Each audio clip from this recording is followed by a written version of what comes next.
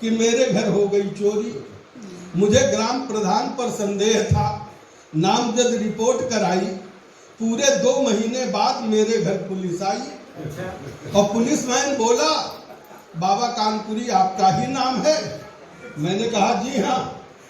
बोलिए आपको मुझसे क्या काम है? वो बोला काम नहीं, आप पर चोरी का इल्जाम। वाह क्या बात है। वो बोला काम नहीं, आप पर चोरी का इल्जाम है। मैंने कहा बंधुअर, मैं तो एक साहित्यकार हूँ, हास्य व्यंग्यकार हूँ, लोग मुझे बहुत मानते हैं, मुझे तो आपके एसपी साहब भी जानते हैं। इस पर पुलिसमैन बुर्राया, बोला चोर को कौन नहीं जानता। क्या इस बात पर है। पुलिसमैन बुर्राया, बोला चोर को कौन नहीं जानता, मैं कुछ नहीं मानता, फिलहाल आप एक अपराधी हैं। मैंने कहा बंधुअर ये तो बताइए कि आपने मुझे किस अपराध में फंसाया है, मुझ पर चोरी का कौन सा इल्जाम लगाया है? बंधुअर ये तो बताइए कि आपने मुझे किस अपराध में फंसाया है, मुझ पर चोरी का कौन सा इल्जाम लगाया है?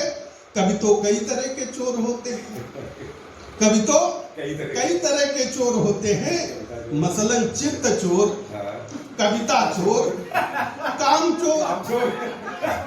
चित्त चोर, कविता चोर, काम चोर। अब चित्त चुराने की तो मेरी उम्र नहीं रही।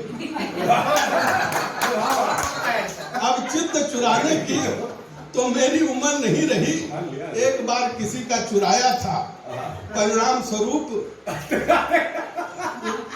एक बार किसी का चुराया था, परिणाम स्वरूप उसने पूरे 3 वर्ष तक मुझे नजरबंद रखा था। पूरे 3 वर्ष तक उसने मुझे नजरबंद रखा था।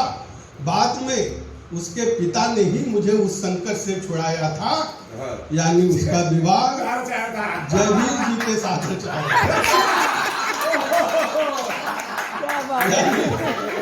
जयवीर जी के साथ।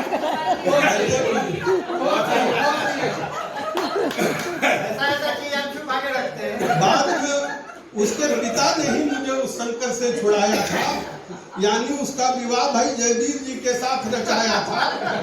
और रही बात कविता चोरी की, तो कभी लोग कविता नहीं चुराते। रही बात कविता चोरी की, तो